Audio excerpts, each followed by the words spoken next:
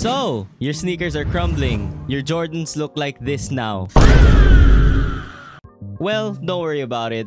Mine too. So in my last video, I talked about the Jordan 1s to 14s and how they deteriorate over time. And I had a lot of comments. I triggered a lot of people, which is kind of insane because how will I show broken Jordans without having any broken Jordans? Kind of crazy. But okay. I heard you all. I heard the comments. So in today's video, we will be talking about how to prolong your sneakers and not make them look like this. So number one, I finally did it. I bought a dehumidifier. I say that 5 times quickly. So I do live in a super humid country. It's already 12 a.m. here in Manila and it's 27 degrees Celsius. This is actually a cold night and it feels super hot right now. I just have my air conditioning on. That's why I'm wearing the hoodie. We have 35 degrees Celsius days and it goes on for days. Summertime, it usually is 38 to 40 degrees Celsius. So that's 100 degrees Fahrenheit. And it goes for days at a time. That's why a lot of people mentioned that I should get a dehumidifier. And it is correct. It checks all the boxes. It's in the name. It's a dehumidifier. It rids of humidity. Well, not all, but at least it does help. Especially in hotter, humid states. Like me, my country, Philippines. So that is a plus right there. Thank you so much for you guys who commented that. But are you guys happy now? You bullied me to buying something I really need, which is not bullying. Thank you so much again to those who commented that. By the way, guys, I'll be linking everything that I mentioned in this video down below in the description. As you know, I'm not monetized yet, so if you click that link and you buy something from that, that will surely help me a ton. So if you see something that you need in this video, be sure to check that out.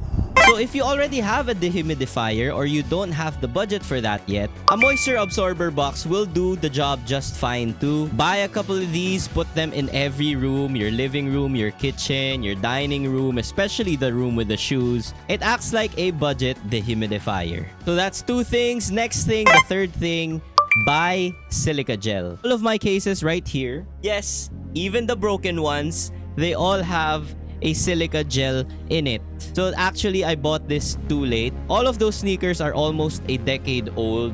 And to be honest with you, I was a kid back then. I did not know what I was doing. I just left them here to rot.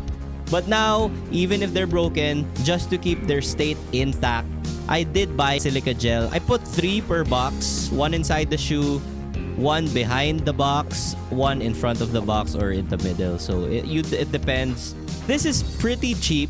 To be honest with you, silica gel, it's super useful. It acts like a dehumidifier too because it rids of the moisture.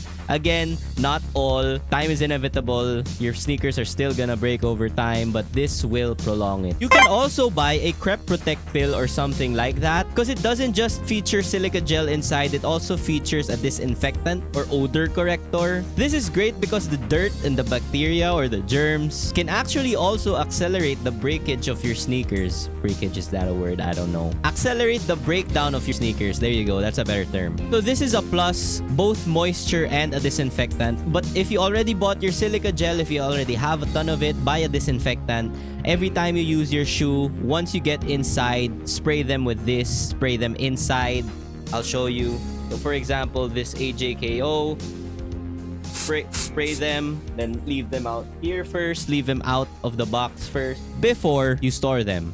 So that's tip number 3. Tip number 4. Before I move on, if you're a previous subscriber, thank you very much. My channel is slowly growing. The last 3 videos that I posted is gaining traction faster than I expected it to. We've been steadily growing this channel and I highly appreciate every single one of you. So thank you very much. And I'm excited to push out more content for you guys. If you saw this video in your recommended and you saw me for the first time, hi, I'm Quismorio, your average sneakerhead. So be sure to check out my channel and check out my content. If you like it, be sure to subscribe to not miss out on my future videos. So okay, back to it. Tip number 4.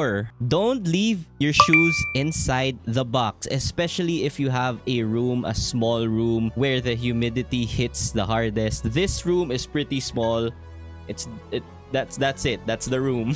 This is just really my studio here at my house. And this is actually one of the worst things that I did. There are a lot of cabinets behind this that I left my shoes I left them there to rot, basically, because I did not know what was gonna happen to them. Once I wanted to wear them, I put them on and then bam, it already crumbled. So don't leave them inside of those crevices right there, especially if your room is super hot or actually even super cold. I saw a video once where you can put a hand towel replacing the tissue paper inside the box and it actually rids the moisture. I don't know how true that is. That's why I just want to honorable mention it, because that's kind of pretty cool. If you think about it, it does kind of make sense. But I haven't tried it, so yeah. I just wanted to mention that. You need to climate control your room. I know, all that for shoes. Well, if you want to extend the life of your sneakers, heck yeah. I don't want to curse on this channel. I usually don't say that, but... Now this is for both humid and cold places. Too cold will make your shoe brittle. A lot of that actually happens to the Jordan 1s if you don't wear them for a long time and it gets stuck in cold climate or in an air-conditioned room 24/7. The midsoles tend to harden up and crack over time. So too cold will leave your shoes too brittle and too hot will have more moisture on it. That's why a climate control room is very important, especially if you really value your sneakers. If you have super valuable shoes that cost $1,000 plus, whatever it takes to extend their lifespan. Even a year or two extra for your sneakers is already a W. So yeah. Lastly, wear your sneakers, guys and girls. In my last video, I did mention that time is inevitable. I actually did mention it in this video too. That's how important that phrase is. No matter how hard you try, no matter how hard you want your sneakers to live forever, it will corrode, it will deteriorate. Maybe not as fast as mine's, but that's kind of crazy. To my fellow Filipinos, we all know the struggle out here. Our sneakers tend to crumble way faster. So yeah, maybe not as fast as mine, maybe not as fast as you think.